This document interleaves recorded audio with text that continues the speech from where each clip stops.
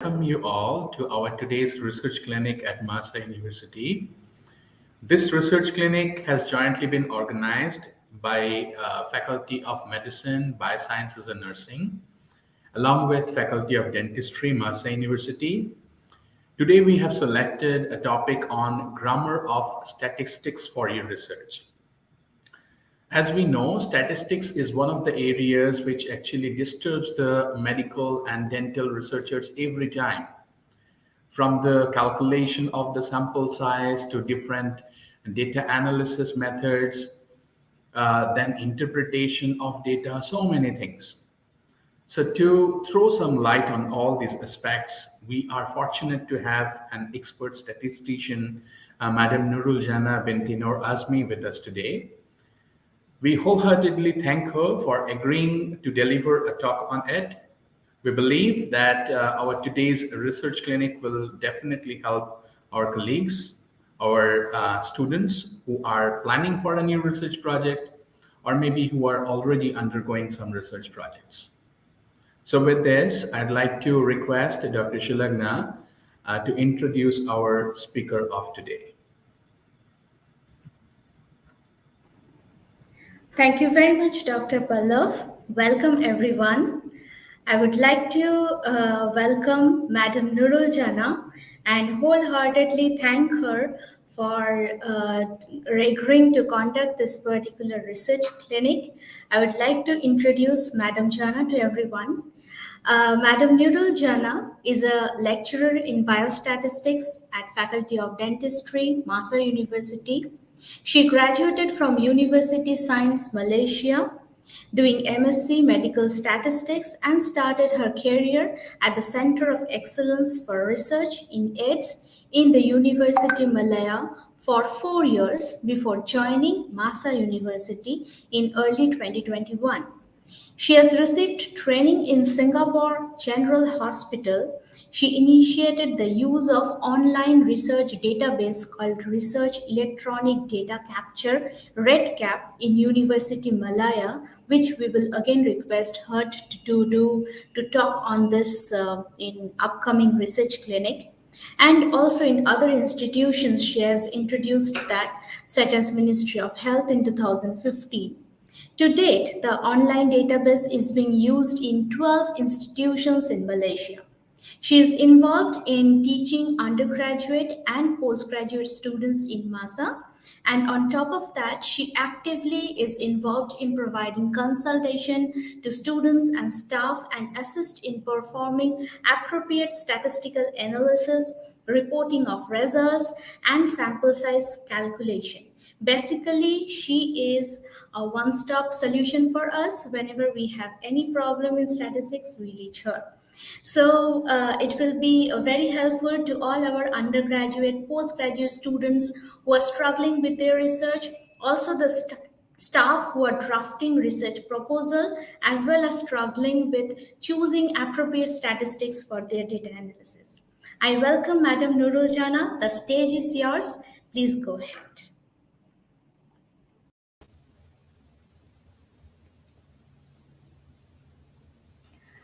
Assalamualaikum and a very good afternoon.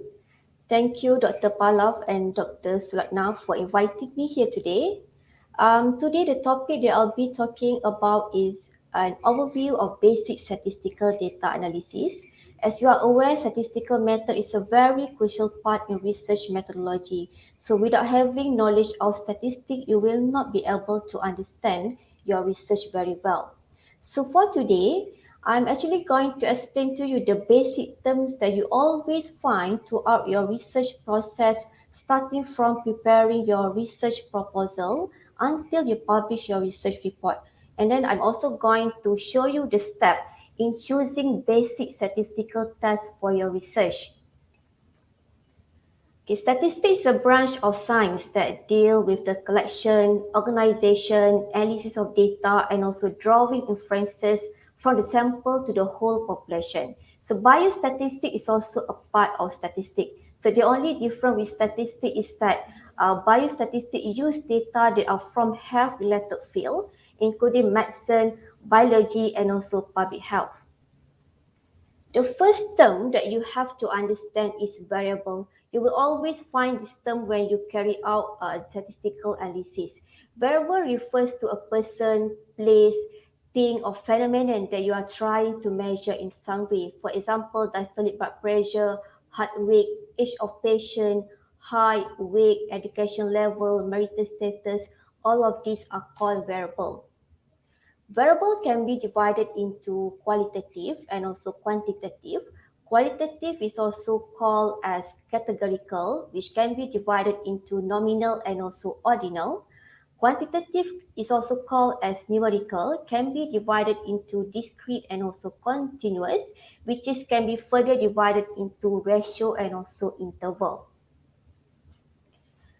Nominal is a part of categorical data. It's actually the data that has order, that has unordered category. For example, race, marital status, place of residence. For example, race, we have Malay, Chinese, and Indian. So it doesn't matter which one comes first.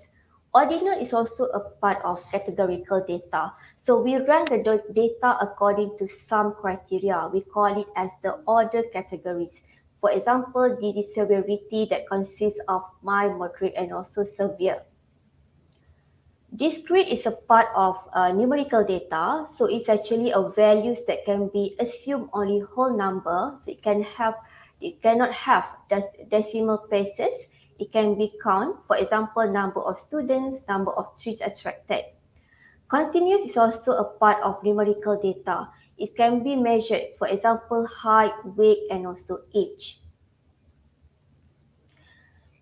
The next term that you have to understand is dependent and also independent variable. You will have to understand this because in order for you to choose statistical analysis, you have to identify which one is dependent and also independent variable. Dependent variable is actually the variable that changes as the result of changing the independent variable.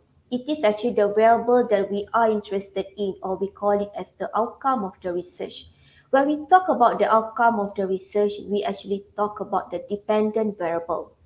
Independent variable is the variable that you manipulate in order to affect the dependent variable or outcome of the research. Sometimes we call this as the experimental or predictor variable. Okay, this is an example of the independent variable and also dependent variable. Independent variable is a variable that is changed, and then dependent variable is the variable affected by the change. For example, our independent variable is amount of water, and then dependent variable we have size of plant, number of leaf, and also living or dead. So here we want to see whether amount of water affect the size of plant. Does amount of water affect the number of leaf? Does amount of water affect the living or death of the plant? Statistic has two different parts, which is descriptive statistic and also inferential statistic. So we talk about descriptive statistic, we always talk about the frequency, percentage, mean, standard deviation, and then so on. For example, proportion, prevalence, incidence rate. So all of these we call it as the descriptive statistic. Descriptive statistic concern with collection, organization, enumeration of the frequency of characteristic, summarization, and also presentation of data. So for descriptive statistic, we describe our data into using summary statistic and also graphical presentation. Okay, you can display your result into table, or you can also make graph or chart. Depending on the type of variable, is either numerical or categorical data. Under descriptive statistics, we have a measure of central tendency or measure of dispersion that consists of mean, mode, median, standard deviation, variance, range, and also interquartile range. So instead of using table to present your result, you can also use graphical presentation. We have so many chart and also graph out there. For example, we have bar chart, pie chart, histogram, and also box whisker plot. But the decision of which one to choose is actually depending on your type of the data. It's either numerical or categorical data. Another type of statistic that we have is inferential statistic. For example, let's say you are conducting a research in MAHSA University. So MAHSA staff and MAHSA student should be your population. So you cannot select everyone in MAHSA University to be your sample or your research subject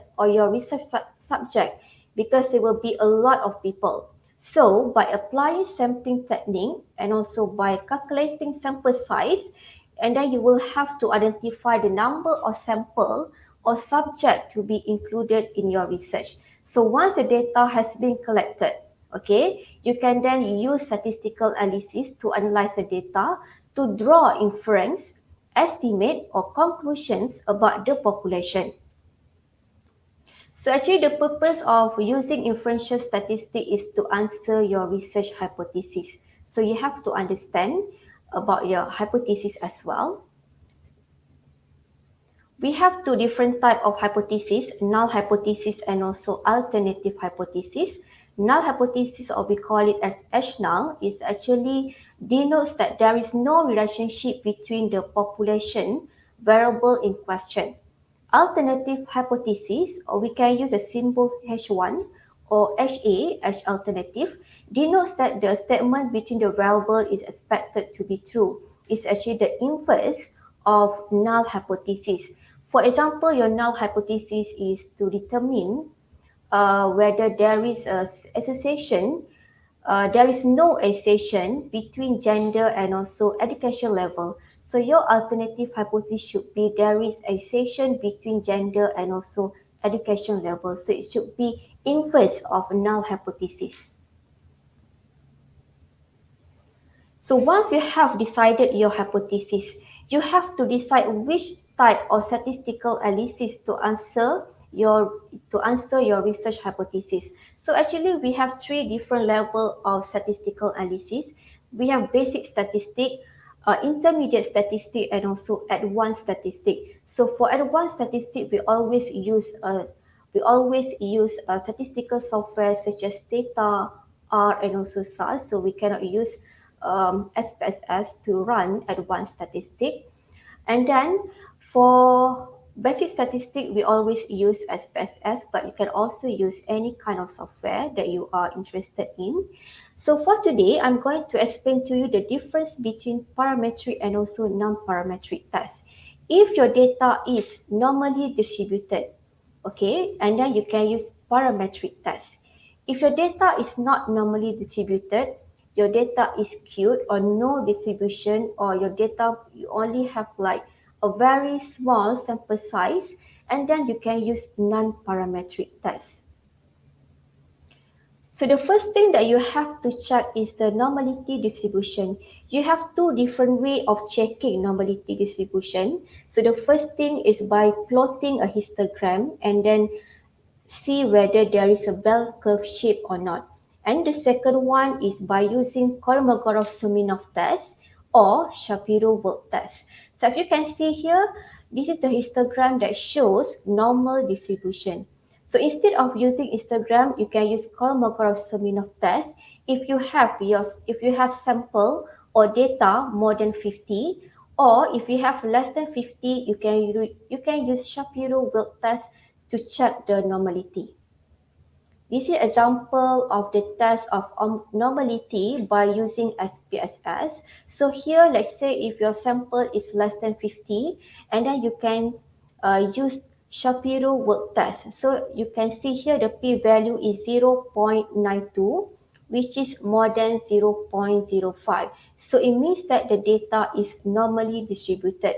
So this conclusion is actually based on H-null. Data is normally distributed. H-alternative data is not normally distributed. So that's why if the p-value here more than 0.05, so it means that the data is normally distributed. This is an example of the histogram that shows a non-normal distribution. If the assumption of normality distribution is not met, you can directly use non-parametric tests. So here I'm going to guide you how to select statistical tests in univariable analysis. Univariable analysis means that you only have one independent variable. As you can see here, we have number of groups, independent variable, dependent variable, parametric test, and also non-parametric test. So the first group that we have here is a two independent or unpaired group. So the first row, you have a categorical independent variable and also categorical dependent variable. If both of the variable are categorical, and then you can use Pearson chi-square or Fisher exact test. If both are categorical variable, but you have another variable that you are control for, and then you can use mental Hansel test. So the next analysis that we have here, when your dependent variable is numerical, okay, for example, PEFR level, and then your categorical variable is independent group. We have smokers and non-smokers. So here you want to see whether there is difference in mean of PEFR between smokers and non-smokers. And then you can use independent t-test. If the assumption is not met, then you can use Mann-Whitney test for non-parametric test. The second group that we have is two dependent or related or paired. Okay, so here we have categorical and also categorical variable, but here both variable here are dependent. So we have before smoker and non-smoker, after smoker and non-smoker. So why dependent? Because you are actually testing the same subject before and also after. And then you can use Magma test as the analysis. The next one, your dependent variable is numerical variable. And then, for example, blood pressure, you have a categorical variable which is pre-treatment and also post-treatment, which is dependent variable. So you want to see the blood pressure before and after the treatment. And then here you can use PET test or you can use Wilcoxon sign-right test for non-parametric test. If you have more than two independent groups, okay, for example, here you have variable race. For example, race Malay, Chinese, and Indian. You have more than two groups, and then your dependent variable is categorical also. So both are categorical. You still can use Pearson chi-square or Fisher exact test. So it means that doesn't matter how many category you have, as long as both variable are categorical variable, and then you can use Pearson chi-square or Fisher exact test. So the next one, your dependent variable is numerical variable. For example, blood sugar level. But here, you have more than two groups, race, Malay, Chinese, and Indian. You want to compare the blood sugar level between Malay, Chinese, and Indian. Here, you can use one-way ANOVA or Kruskal-Wallis test for non-parametric test. Okay, the last one, let's say you have a numerical independent variable and numerical dependent variable. Both are numerical. You can either use Pearson correlation or simple linear regression. But if the assumption is not met for Pearson correlation, you can use Spearman correlation. So Pearson correlation, let's say if you want to see the correlation or relationship between weight and height, you can use Pearson correlation. But if you want to see the prediction, you can use simple linear regression. So that's the difference between correlation and also simple linear regression. Okay, so now I'm going to show you some example. So the first example is a study was conducted to determine the effectiveness of new pain medication in comparison to existing drug. So here you want to compare the you want to see the difference of mean of age between male and female. So when you prepare your research proposal, especially you have to think ahead. You have to think how are you going to collect the data, what type of data would be, are they going to be numerical or categorical data? So you have to think ahead so that you can calculate your sample size, and then you can also choose what kind of statistical analysis is appropriate for your research. So first of all, you have to list down all the variables involved in your research objective.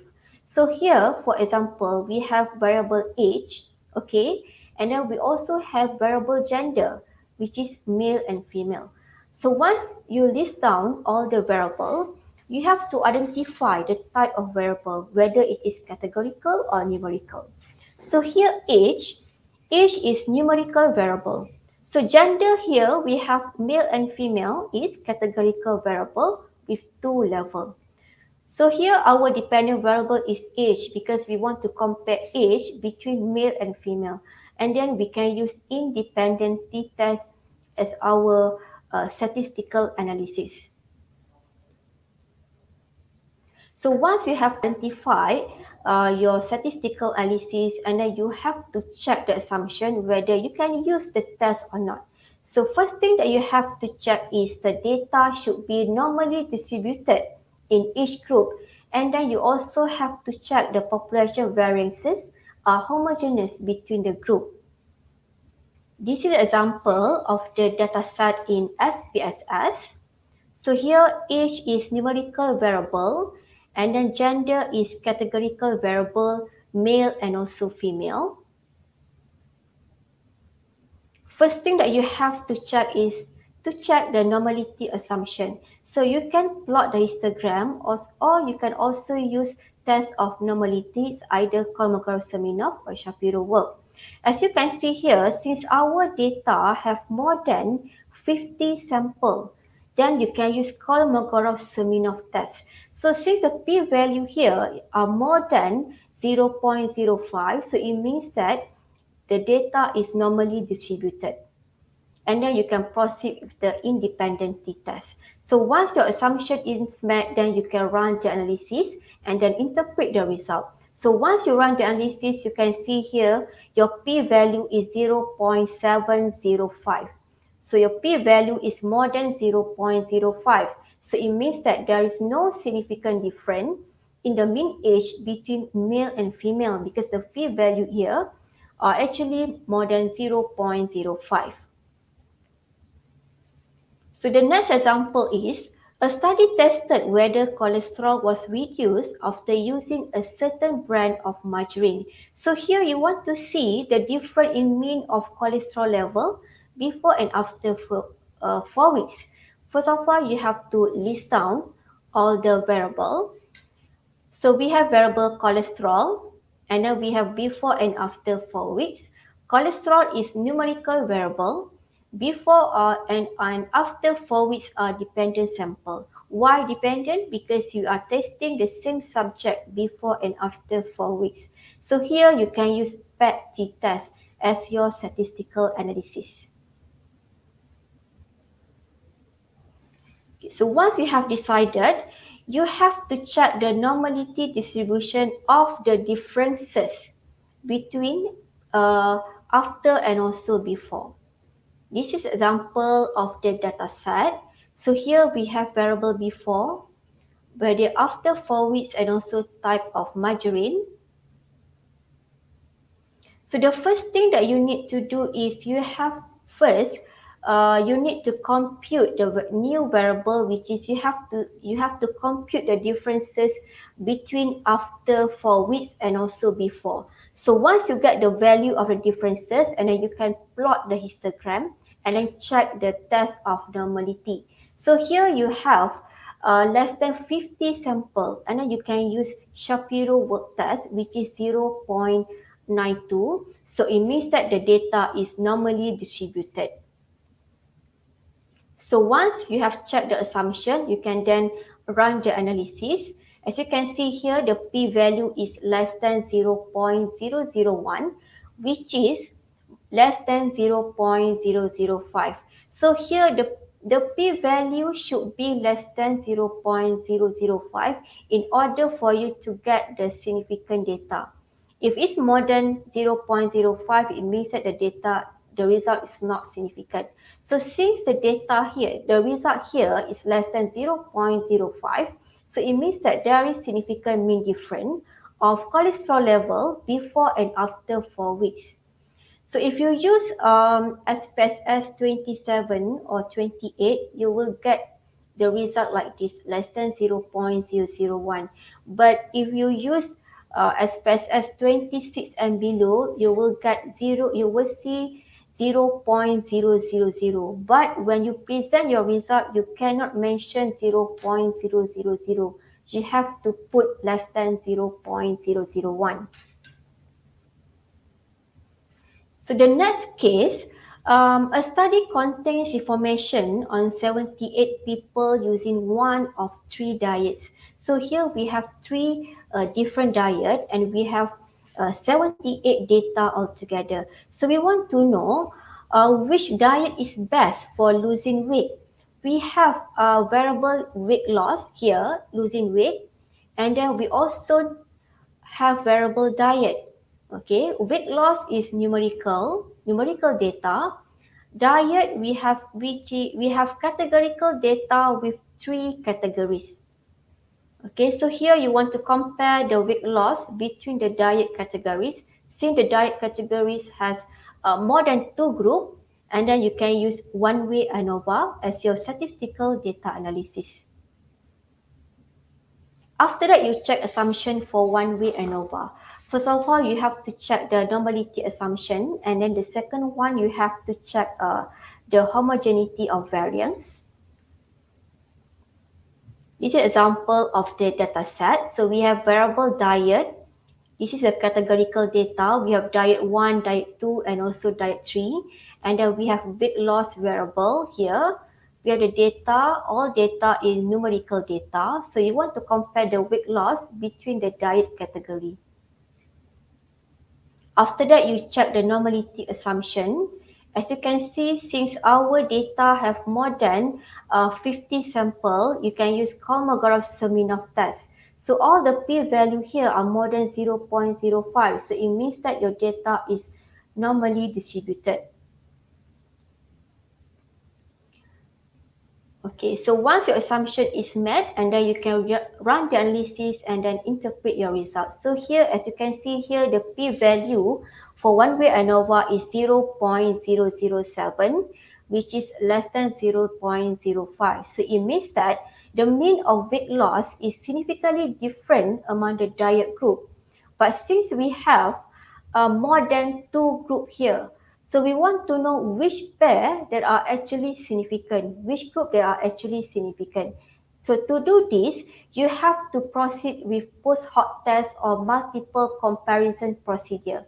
For example here, when you compare diet 1 and also diet 2, you will get the p-value 0.999, which is not significant. So it means that the mean of weight loss between diet 1 and also diet 2 are similar.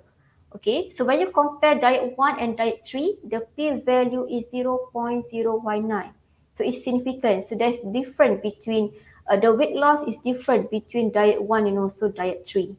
When you compare diet 2 and also diet 3, the p-value is 0.015. It's also significant. So it means that there is the difference in the mean, in the weight loss between diet 2 and also diet 3. The next example is, does gender associated with HPT status? First of all, you have to list down all the variable. We have variable gender and also HPT status. Gender is categorical variable. HPT status is also categorical variable. Since both variables here are categorical variable, you have to use Pearson chi-square or Fisher's exact test as your data analysis.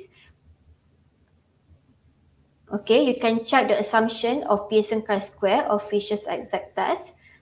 So if less than 20% of the cell have expected count less than 5, you can use Pearson chi-square.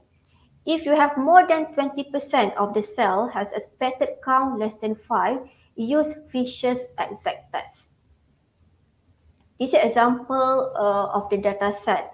HPT and also gender. Here we have both of them are categorical variable. Okay, you can run the analysis. So when you run the analysis in SPSS, you look at the footnote. Okay, look at the footnote here. 0% or 0 cell have expected count less than 5. So remember, if less than 20% of the cell have expected count less than 5, use Pearson chi-square. If more than 20%, use Fisher's exact test. So here, since 0% is less than 20%, then you have to use Pearson chi-square. So you can see here the p-value of Pearson chi-square is less than 0.001, which is less than 0.05. So it means that there is significant association between gender and also HPT status. Okay, so here if you have if more than 20% have expected count less than 5, then you can use Fisher exact test. But normally to get more than 20%, your sample size should be small. Okay, but if you have a higher sample size, you can just use Pearson chi-square. So okay, so as a researcher, it is important for you to understand the basic concept of statistical method. If you don't have any knowledge in basic statistics, you might not understand your research very well. You might not even understand any research article that you read, right? Because when you read research article, there are a lot of statistical analysis mentioned, so you have to understand very well. So you probably choose incorrect statistical tests that which may lead to incorrect conclusion, because we don't want to publish report uh, with using wrong statistical analysis. So bad statistic may lead to bad research, and then bad research may also lead to unethical practice. So I think that's all from me. If you have any question related to your research, you can feel free to contact me through my email. So here in Faculty of Dentistry, I always give consultations to undergrad students, postgraduate students, and also staff, especially to calculate sample size and also statistical analysis. So if you have any question, feel free to ask me. Thank you.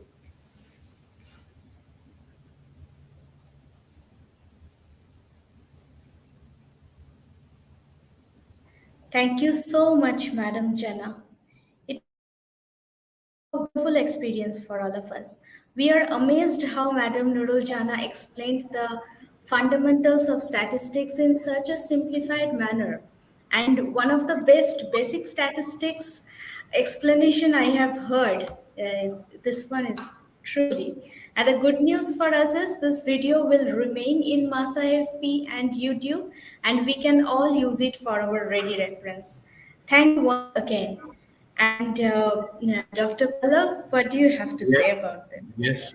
For me also the same. Thank you so much, madam, for such a detailed discussion, for all these examples. And we believe that our colleagues, our friends, our students, they have got some benefit from it, from the examples that you have cited. Here, I was thinking of something like, as it was a basic discussion on the different types of tests and something, we may plan for some like a series of your